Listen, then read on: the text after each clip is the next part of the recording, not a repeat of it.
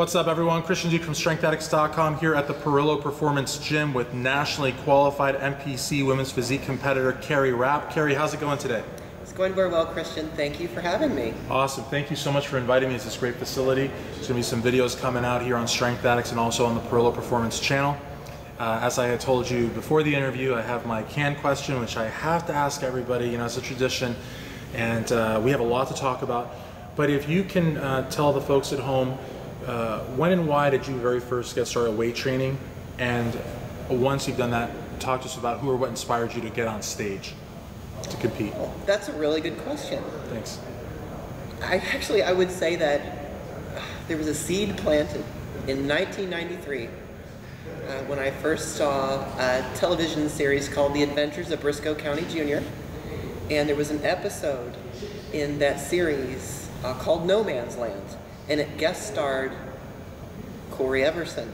And I thought to myself, I'm like, wow, you know, they showed her arms, and she had these beautiful muscular arms, and she was still pretty, and she just exuded this femininity and strength. And I'm like, I think I'd like to look like that. But it wasn't until about 12 or 15 years later that I was in college, and I went to bodybuilding, like a local, well, it was a college bodybuilding show. And I thought to myself, that's really cool, I think I could do that. So then I went to the lady that won it, who was a trainer, and I trained for the next, well, probably a year or so, and I actually competed at that same show, well, a year later, and it was a wonderful experience. I didn't end up winning, I was third, but I lost 60 pounds, I felt good about myself, I was on the right track to being fit. Awesome. And that's something too, like I thought was very, very inspiring about your story, is that you were a little overweight and you made a huge transition, but as opposed to a lot of the transitions that we see you know, in the magazines and such, you didn't just transition into I guess a healthier look, but you actually got on stage. And by getting on stage, you're having, you know, the audience scrutinize you, the judges scrutinize you, there's photographers. How did you, I guess, like, you know, I could ask you about the sweet potatoes and the chicken breasts and this and that, but more importantly, how were you able mentally to go from one extreme to the other? I mean, you didn't look bad, but you were heavy, to where you're basically, you know, admired by thousands of people around the world. How were you able to do that? It was a process. When I first started out, I wanted a way to be able to track my progress. So I took progress photos every couple weeks, and there was a lot of, I just didn't know. It wasn't so much that I had bad habits, I wasn't knowledgeable about how to eat well, even though I was involved in almost every sport that you could be involved in growing up.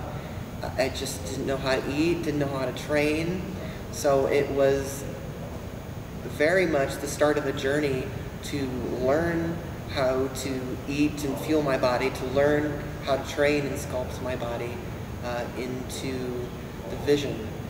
Now, when you were in the process of doing this, and I think this is really powerful, especially for women watching this, because, you know, I think for women it's even a little bit harder to diet, just, you know, physiologically, and just because of all the demands. A lot of women, you know, are career professionals and moms and wives and all this other stuff. Did you weigh yourself every day or look in the mirror every day, or how did you approach the sort of psychological aspect of it? In other words, were you expecting daily things, or were you just doing it gradually, telling yourself, you know, I'm not going to go by the scale, I'm going to go by how I feel? How did you do it? Because again, a lot of people watching this at home are just going to be totally just dumbfounded by what you did. Again, that's another good question, because at first I was so against the scale. I mean, I told myself, and at my heaviest I was about 315 pounds. Okay. But you are very tall, though. Tell the folks how tall you are. I'm 6 foot tall. You're 6 foot tall. So, I mean, you know, yeah. It's still heavy, but, you know, in perspective, right? And, but the scale, you weren't going by the scale because... No, at the scale, and it was really difficult at first, because I told myself I had this difficult to describe it, but I always told myself, man, if you get over 200 pounds, then I'm going to go on a diet. And then I eventually got to be 315 pounds, so it's like, but that is something that really got to change the way that you think about it, or at least I changed the way that I thought about it. I thought to myself, I'm like, well, do you want to go for a certain, I think people focus on a certain weight because they're like, well, if I get down to this, or if I lose 5 or 10 pounds, or, you know, then I'll be at where I want to be. I'm like, to me, it was changing the way that I thought about weight versus look. And now I know that if I get around a certain weight, I'm gonna have a certain look. Right. But before, it really was a struggle of, oh gosh, 5 pounds, or oh gosh, 2 pounds, or. Absolutely. It got to the point where it's like I would weigh myself every week. Yeah. And not every day. Well, I think that's good too, because when people generally weigh themselves every day, they're almost setting themselves up for failure if they don't see what they want, or, you know, sometimes the needle will fluctuate and people get all nervous. I think one of the places that a lot of people have issues with dieting is at work also, you know what I mean? Because like they're like, well, after work I go to the gym, on weekends I control what I eat, but at work it's like, you know, maybe they're scared to bring their food in Tupperware, they're scared to like eat clean because of the peers. But you actually work here at Parrillo Performance, correct? Yes. So what's it like working in a facility where you've got all of this history on the walls, you've got a full-fledged gym, and you've got a place, in addition to the whole computers and phones, where they make and test the products? Like what, because that's another thing. I was telling you and John and Scott and Seth and Ed before we did this that I know of a lot of companies where they never actually see the product. They just send an order to a factory and they, you know, they never touch it or taste it or anything. So what's it like working here? And also in terms of being, I'm sorry, I never shut up. What's it like working here in terms of also being a women's physique competitor? It's inspiring, it's encouraging. John wants to see people succeed, and it's been very motivating. He gets on you. I mean, he sees potential in people, and then he does a lot to nurture it. He is the guy who will give you blueprints, but won't baby step you through it. Right. I mean, when you train with John, that's a different experience in itself, like as you experienced today, Christian. Oh, absolutely, yeah. And I kept looking to him for like sympathy, and he didn't care. He just go next, next, next.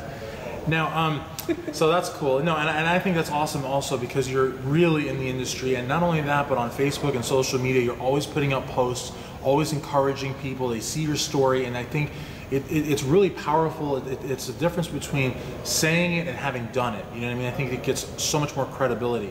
Now, as far as competing goes, you compete in the National Physique Committee, the NPC. What's it been like for you competing in the organization?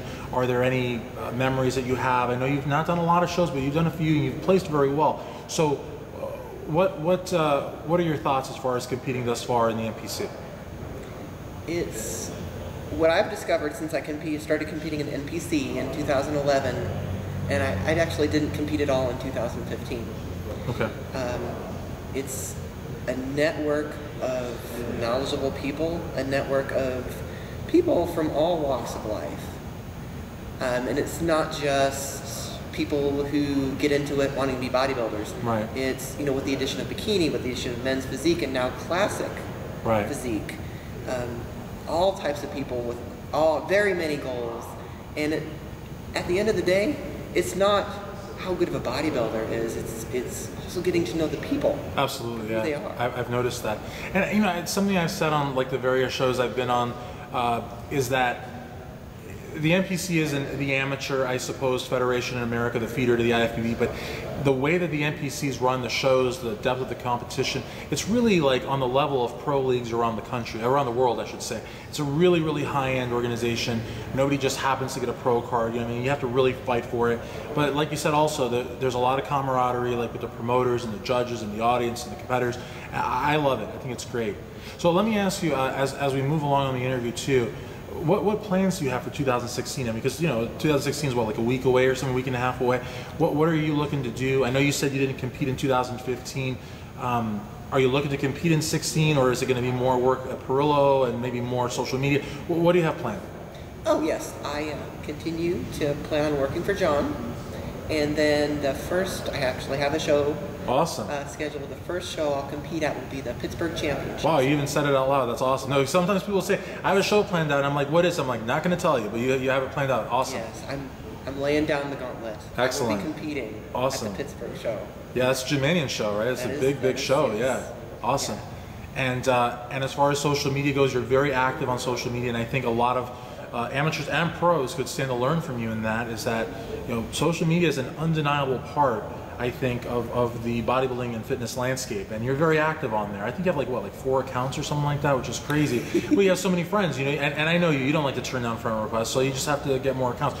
How much time would you say you spend on there, and what do you get out of it? Like, what does it mean to you to be active on IG and Twitter and Facebook and all these things? It's very important because it's become more about getting yourself out there. But as far as Facebook goes, I have a community page. Yep. Working for John right now, I live about an hour away, so I have an hour commute. So I work from 9 to 6. And then I usually train over lunch, but as far as social media goes, I take one day once a week, and thankfully Facebook has this wonderful scheduled posts. Oh yeah. So I do schedule a lot of my posts. Oh my God, look at that. You're giving away your secrets. Now people are going to be like, oh my God, I can do this too. Yeah, you can. Because all along I thought you had a clone or something. Oh, well, I found it, I'm not going to say difficult, I found it challenging. Because when I'm at work, I'm at work, and John doesn't allow cell phones inside the building. Which makes sense. But we had a law school professor the same way. Oh, we're doing law research. Nonsense. You're on Facebook. Well, yeah. I got you. Yeah. So I do like that. I guess that'd be considered. Hey, it's a tip. It's a tip. You can schedule your posts. If you That's really cool. And it's important too because, like some people, and I know we're getting kind of long in the interview here, but people will watch because it's a good interview.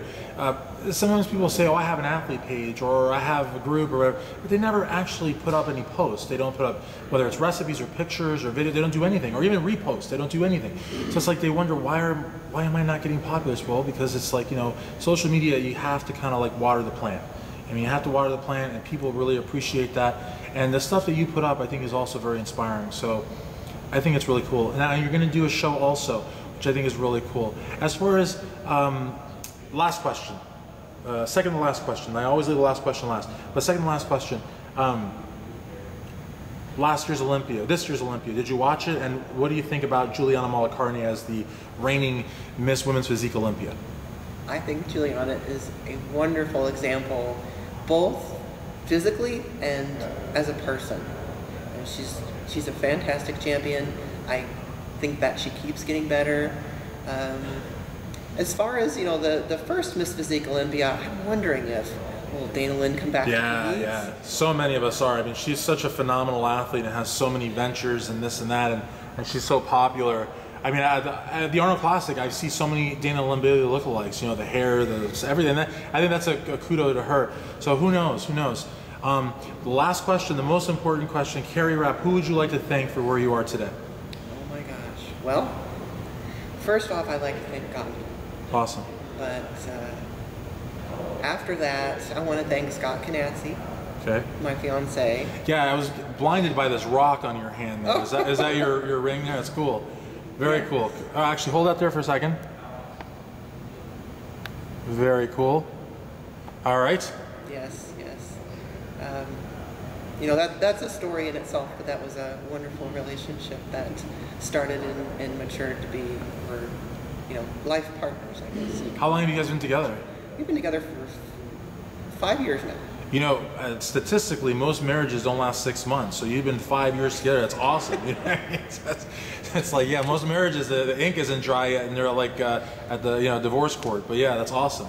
I mean, you guys won't get divorced. You guys will be good. 5 years, that's good stuff. And you can tell. It's the first time we actually met. We were both at Brent Jones' Kentucky Muscle, but we actually didn't meet. That's how big of a show it is. It's huge.